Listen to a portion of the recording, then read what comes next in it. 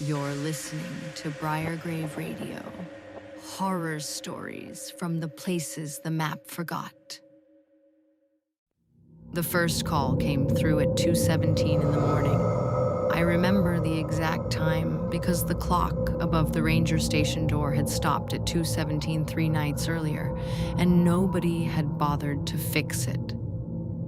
At first, I thought it was just another burst of mountain interference, static, wind, that low, empty hiss you get when a radio signal bounces off miles of wet pine trees and cold stone. Then I heard my own voice.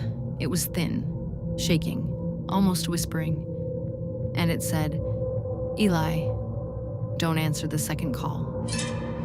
My name is Eli Mercer. I worked as a seasonal park ranger in northern Idaho at a place called Briar Ridge Preserve. You probably won't find it on most tourist maps. It wasn't famous like Yellowstone or Glacier. No gift shops, no shuttle buses, no crowded lookout points where people lined up for photos. Briar Ridge was quieter, older, the kind of forest where the trees grew so close together that daylight had to fight its way down. Most visitors were hikers, hunters, bird watchers, and the occasional family that underestimated how quickly the weather could turn. By late October, the preserve was nearly empty. That was when I liked it best. No engines, no crowds, just fog crawling through the valleys, rain ticking against the station windows, and the smell of wet cedar in the morning. I had been assigned to the Eastern Station for the last 2 weeks of the season. It was a small wooden building with a radio desk, a cot, a first aid cabinet, a wall of trail maps, and an old coffee maker that sounded like it was trying to die every time you turned it on. The station sat 12 miles from the nearest paved road. No cell service, limited satellite, and one radio system that had been installed sometime in the early 90s and maintained with duct tape, prayers, and threats. There were only 3 of us working that area. Me, a senior ranger named Holt, and a dispatcher named Marcy, who stayed at the main office 30 miles south. Holt was the kind of man who looked like the forest had carved him out of bark. 60 years old, quiet, patient, with eyes that seemed to notice everything except when people were lying to him. He had one rule for Briar Ridge: if the radio repeats you, turn it off. I thought he was joking the first time he said it. He wasn't. On my 3rd night at the Eastern Station, a storm rolled in. Nothing violent, just steady rain, low fog, and the kind of wind that made the trees rub together like old bones. Holt had taken the truck down to check a washed-out access road before dark. He said he'd be back by 9. At 10:30, he still hadn't returned. At 11, I tried the radio. "Eastern Station to Ranger Holt.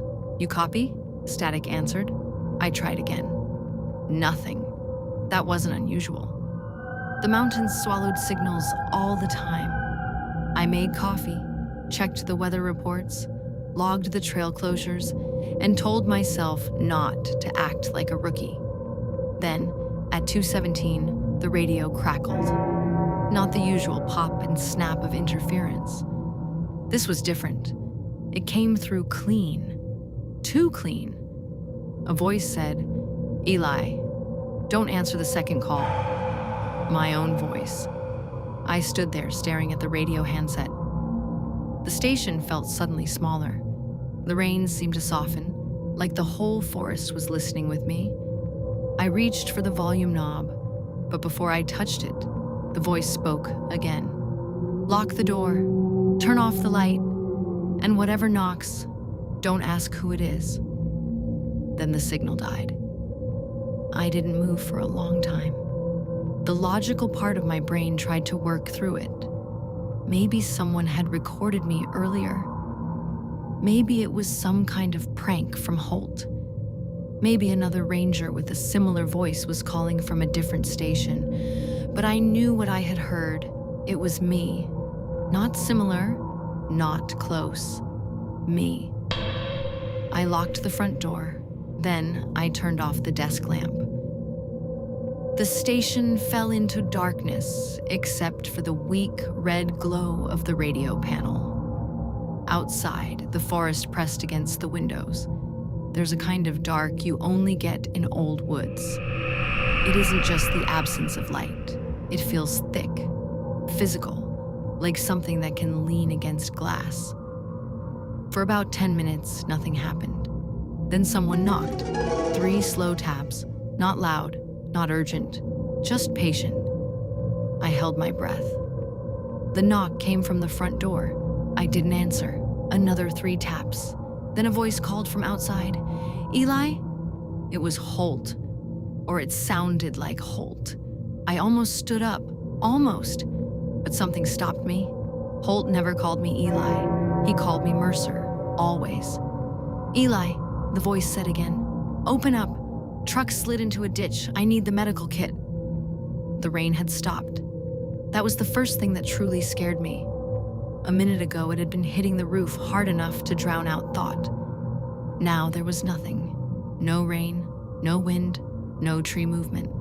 Just the voice outside the door. "Eli, come on."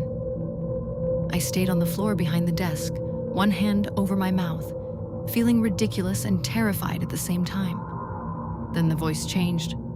Not dramatically, not like a monster in a movie. It changed the way a person changes when they stop pretending to be polite. "Open the door, Mercer." Now it sounded exactly like Holt. My stomach dropped. The doorknob turned once, slowly, then stopped.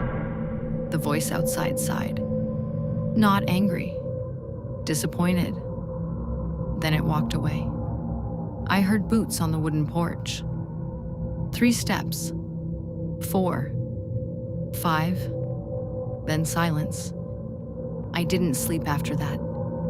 At dawn, I opened the door with my service flashlight in one hand and bear spray in the other.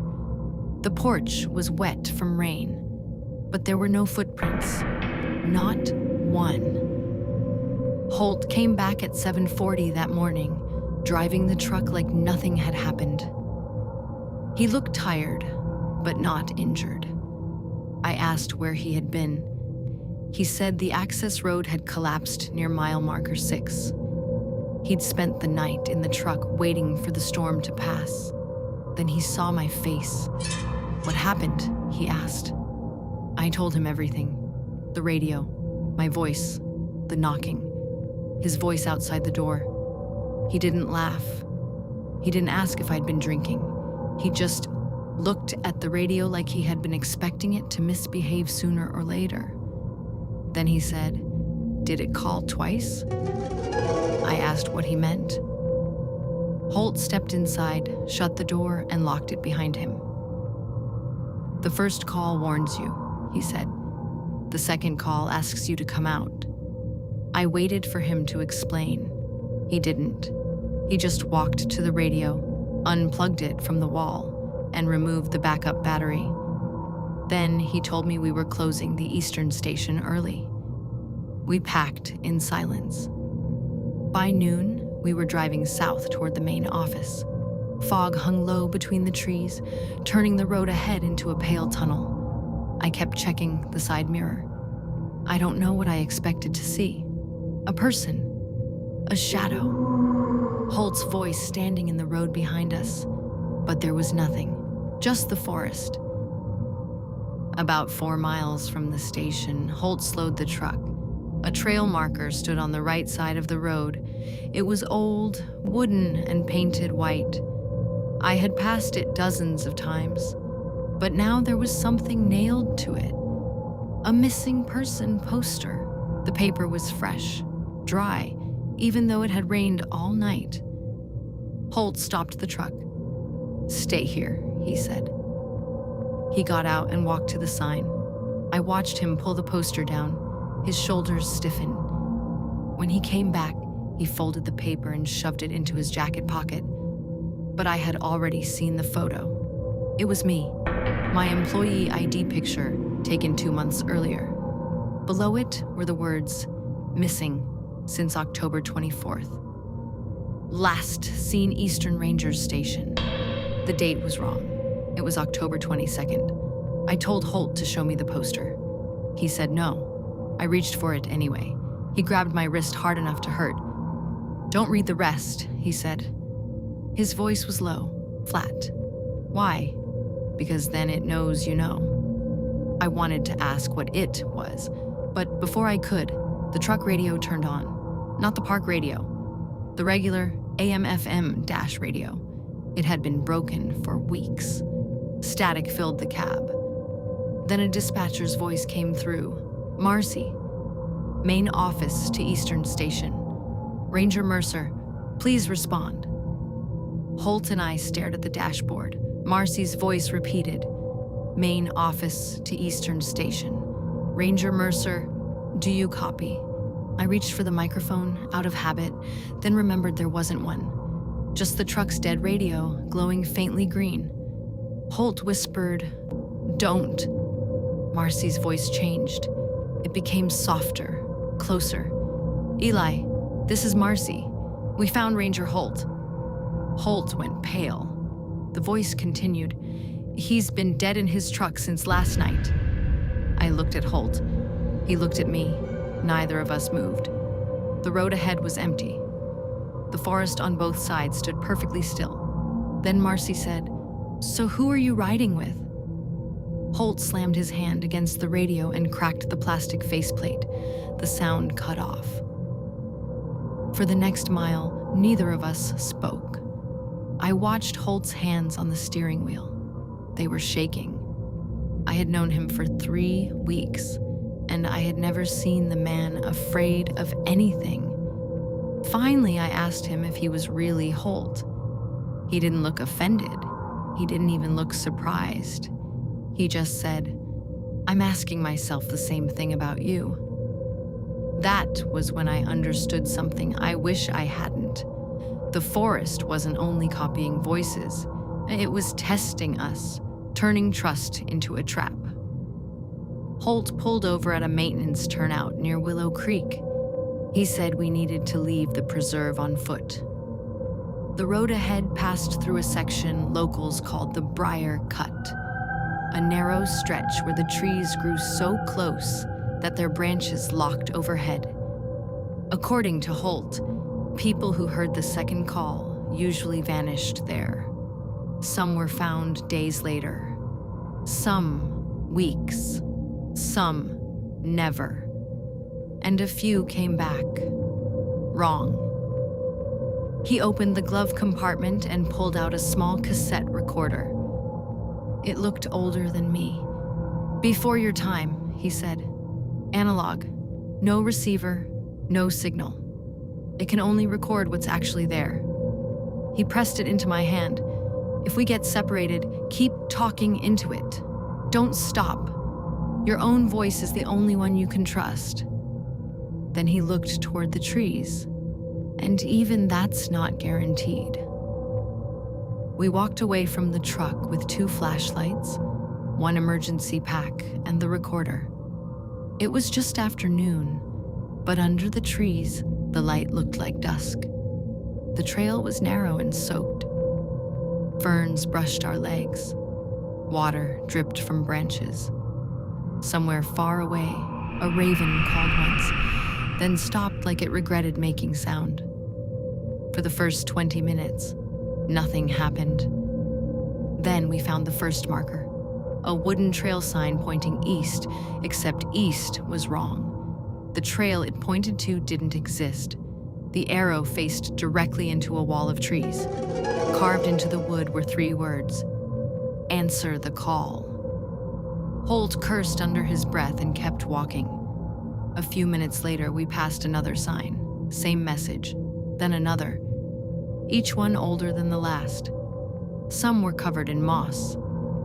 Some looked freshly cut. One had been carved so deeply that the letters bled sap. "Answer the call." I turned on the cassette recorder. My name is Eli Mercer, I said, trying to keep my voice steady. I'm with Ranger Holt. We're leaving Briar Ridge Preserve through the Willow Creek Trail. Time is... I checked my watch. It had stopped. 2:17, I looked at Holt. He didn't need to ask. His had stopped too. That was when the forest began to repeat us. Not loudly, not all at once. At first, it was just a whisper from somewhere behind us. My name is Eli Mercer. Then from the left, I'm with Ranger Holt. Then ahead of us, time is... The voices were mine, each one slightly delayed, like the trees were learning. Holt grabbed my arm and pulled me forward. Don't respond, he said.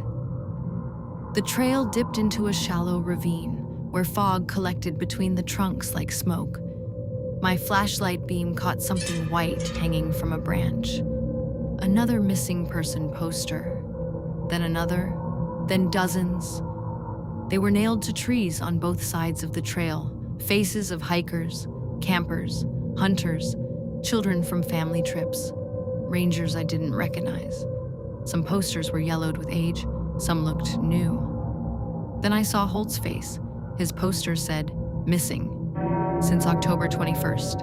Last seen responding to radio call." I stopped walking. "Holt." He didn't turn around. "Holt," I said again. He stood still. His back was to me. For a second, the only sound was the faint click of the cassette recorder turning in my hand. Then he said, "Don't read mine." I had already read it. He turned slowly. His face was the same face I knew. Weathered, tired, human, but his eyes were wet. Not crying, reflecting light, like an animal's eyes caught in a flashlight beam. I took one step back. He whispered, "I told you not to read it." The radio in his pack crackled. The same radio he had unplugged hours earlier. Marcy's voice came through. "Eli, step away from Ranger Holt." Holt closed his eyes. "Don't listen." The radio continued. "He isn't the first one. He came back last season." I backed away. Holt opened his eyes. "Mercer," he said, "you need to understand. If it wanted you dead, you'd be dead. It wants you to answer." The radio hissed. Then my own voice came through, screaming, not words, just fear. Raw, desperate, echoing between the trees. I ran. I don't remember deciding to. 1 second I was standing there, staring at Holt. The next, branches were tearing at my jacket and mud was sliding under my boots. The forest changed as I ran. The trail bent where it shouldn't. Trees appeared in places I had just passed. My flashlight flickered. Every time it blinked, the woods seemed closer. Behind me, Holt shouted my name. Then Marcy. Then my mother. Then voices I hadn't heard in years. All calling from different directions. All begging me to stop. I kept the cassette recorder pressed against my chest and talked into it, like Holt told me. "My name is Eli Mercer. I am not answering. I am not answering. I am not answering." The phrase became a rhythm, a prayer. The ground dropped suddenly and I fell hard, down a muddy slope. My shoulder hit a rock. Pain flashed white behind my eyes. The flashlight went out. For a few seconds, I lay there in the dark, listening. The forest listened back. Then, somewhere ahead, I saw a light. Warm, yellow, a window. I crawled toward it, then stumbled to my feet. The Eastern Ranger Station stood between the trees. Impossible. I had walked miles away from it. But there it was, porch light glowing, smoke rising from the chimney, the radio antenna swaying gently against the gray sky. Inside, someone moved past the window. Me. I saw myself inside the station, sitting at the radio desk, head bowed, one hand holding the microphone. I couldn't breathe. The version of me inside lifted its head. Slowly. Then it looked directly at me through the glass. The radio clipped to my belt, crackled, though I had never turned it on. My own voice came through, calm now, almost kind. "Eli, this is the second call." The station door opened. The other me stood in the doorway. It looked exhausted, freezing, covered in mud. Exactly how I looked. It smiled like it had practiced. "You made it," it said. I raised the cassette recorder. I don't know why. Maybe because it was the only thing in my hand that felt real. The recorder was still running.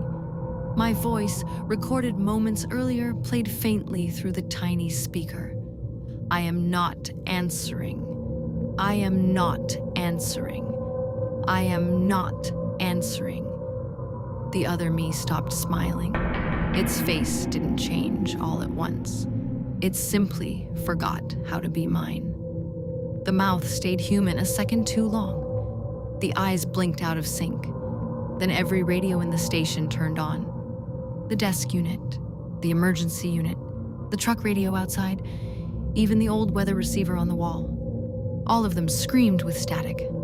Through that static, hundreds of voices spoke together. Hikers, rangers, children, Holt, me, all saying the same thing. "Answer the call." I ran again. This time, I didn't follow the trail. I followed the creek. Water always goes somewhere real. That's what my father used to say. So I splashed through freezing water, slipped over stones, and forced myself downstream while voices gathered behind me. They didn't chase loudly. That was worse. They followed at walking speed, patient, certain. The fog thinned near sunset. I saw the maintenance road, then the truck, then Holt. The real Holt, maybe. He was sitting against the front tire, bleeding from a cut above his eyebrow, holding the cassette recorder's twin in his hand. When he saw me, he didn't call my name. He just said, "What did I tell you to do if we got separated?" I answered, "Keep talking." He nodded. Then I asked him what he had told me at the station. He said, to lock the door, turn off the light, and not ask who was knocking. That was enough. We drove out without using the radio. We didn't speak until the trees broke open and the first real cell signal appeared on my phone. At the main office, Marcy was alive. Holt was alive. I was alive.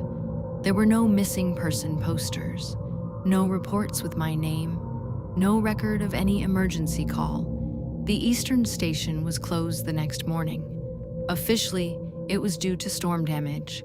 Holt retired 2 weeks later. He never returned my calls. I tried listening to the cassette once. Most of it was static rain and my own breathing. But near the end, right before I found the station in the woods, there was a voice under mine, soft, almost buried. It was Holt, not the Holt I escaped with, the other one. He whispered, "Good, it knows your voice now." I burned the tape in my driveway. I thought that would be the end of it. But last night, my kitchen radio turned on by itself. I don't own a kitchen radio. It was sitting on the counter when I came downstairs. Old, dusty, Park Service green. The dial glowed red. The clock beside my stove read 2:17. Static filled the room. Then a voice came through. My voice, older somehow, tired. And it said, "Eli, don't answer the third call." I unplugged it. The radio kept playing. And from somewhere deep inside the static, I heard trees moving in a room with no windows. Some forests don't trap you all at once. Some follow you home, one signal at a time.